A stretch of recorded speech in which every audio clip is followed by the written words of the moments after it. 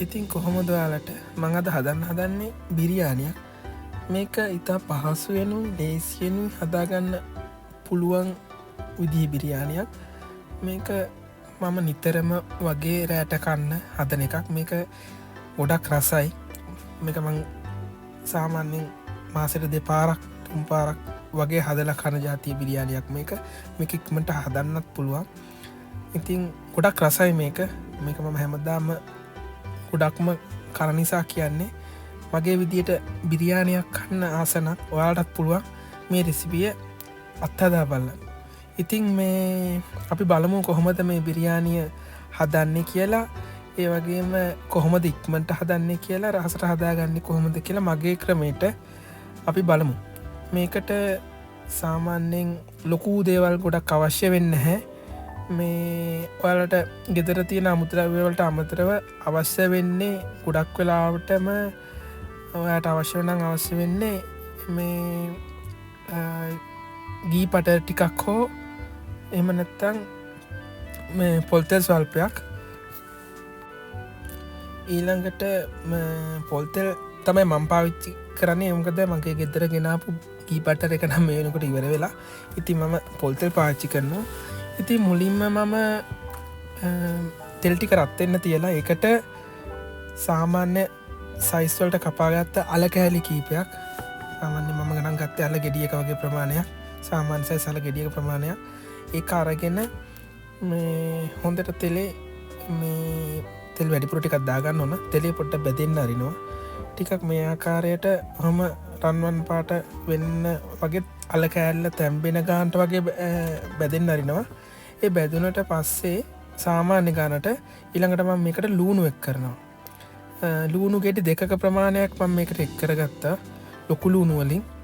මේක ටික වෙලාවක් මෙහෙම හොඳ රම්පාට මේ ලූණු ටික රන්වන් පාට වෙනකන් බැදගන්න ඕන.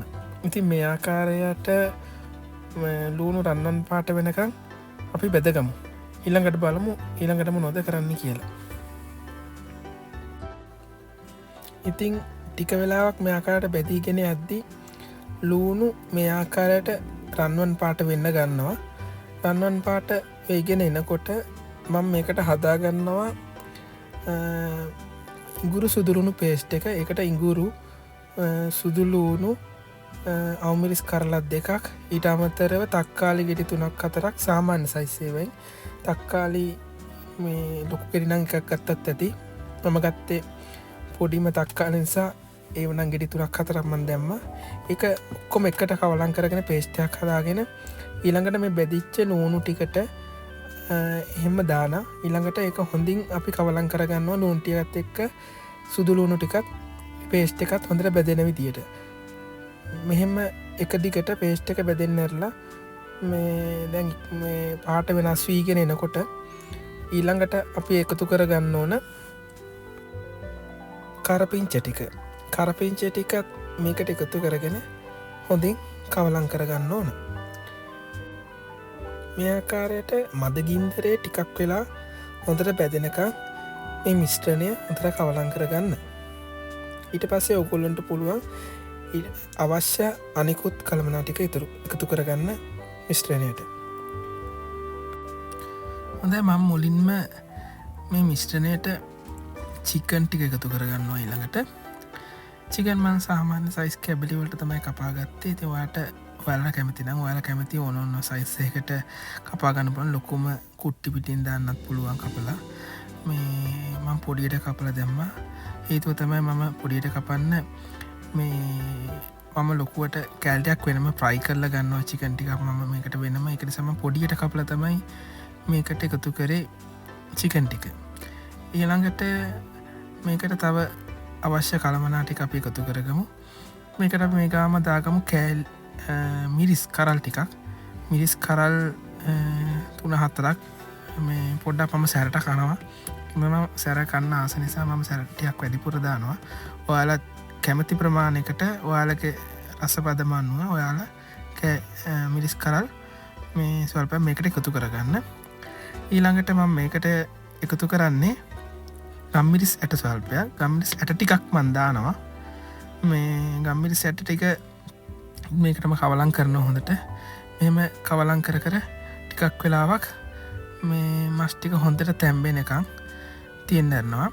සාමාන්‍ය තරමට මස් මද ප්‍රමාණයට වගේ තැම්බීගෙන එනකොට ඊළඟට මම මේකට එකතු කරන්න ඉන්න යෝගට්.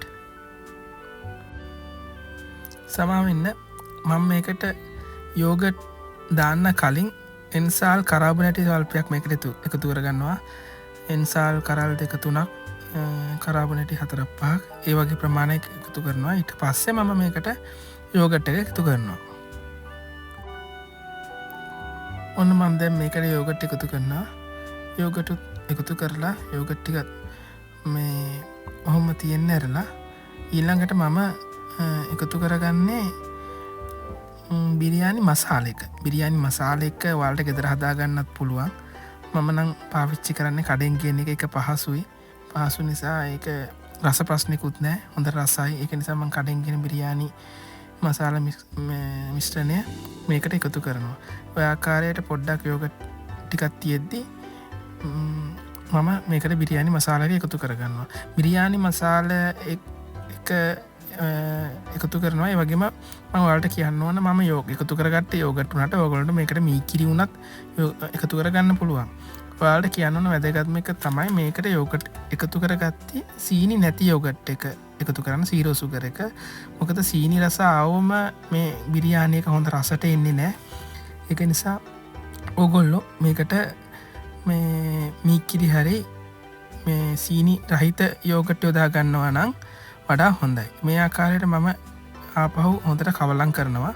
මේකට වතුර දාන්න එපා. මේකට වතුර දාන්නේ නෑ මම.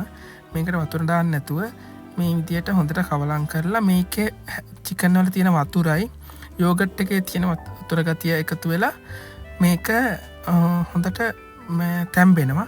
ඒක නිසා අපි අමුතුවෙන් වතුර දාන්න අවස්ථාවක් නැහැ. මේක තෙලුත් තියෙනවා.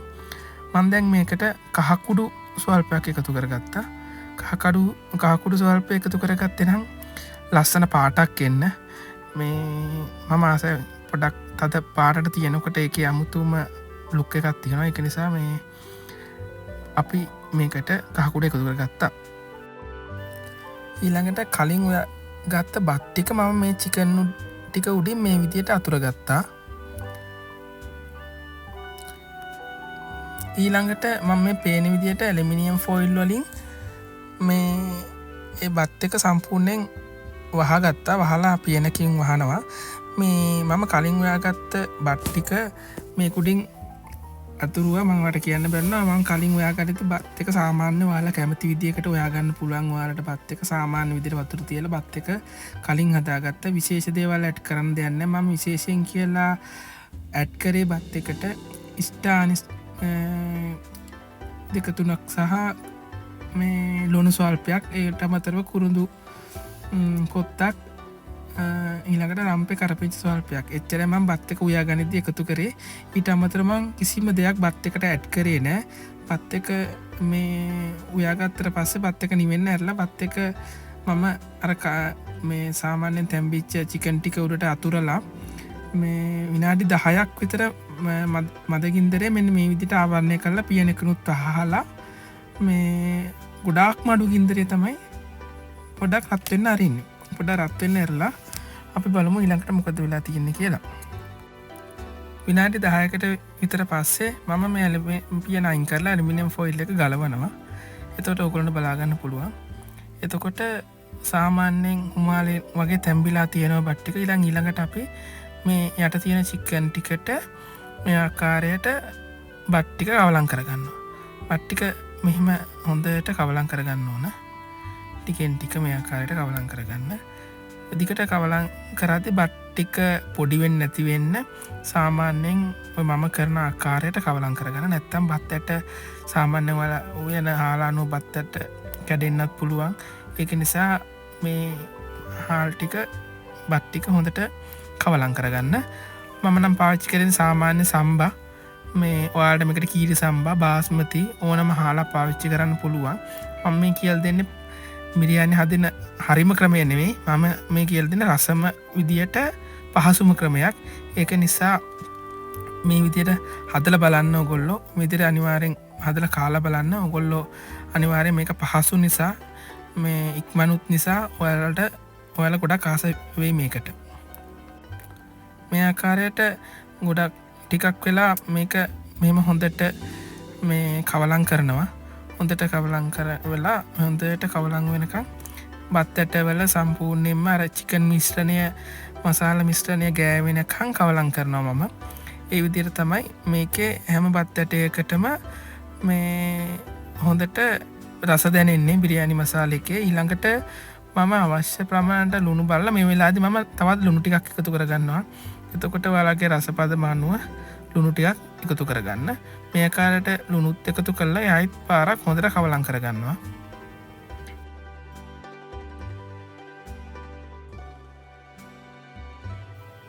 දැන් ඔයගොල්ලන්ට පේනවා ඇති බත් එක හොඳටම කවලම් වෙලා තියෙන්නේ. මම මේකට මේ ලෙමන් ගෙඩියක් එකතු කරගන්නවා. ලෙමන් හරි දෙහි වුණත් කමක් නැහැ.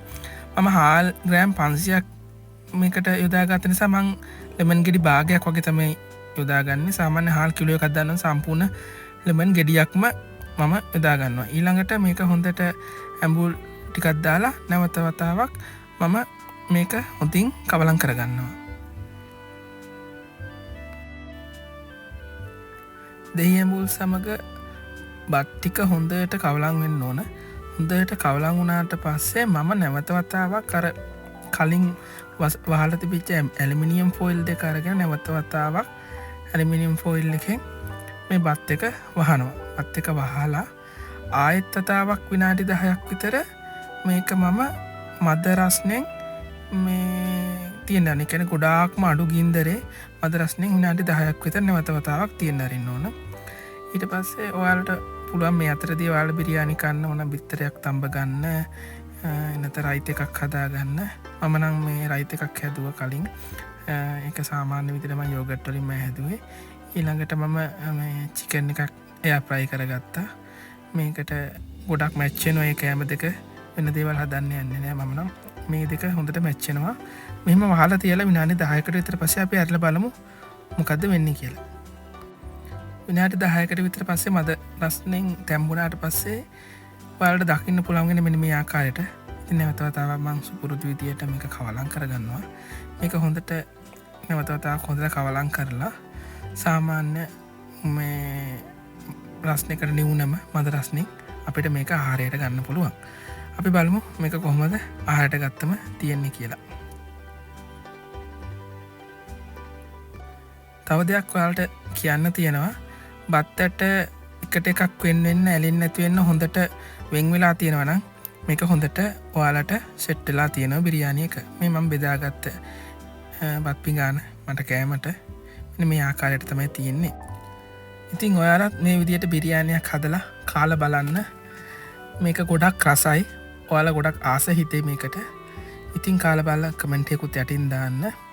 එහෙනම් ඔයාලට සුබ දවසක්.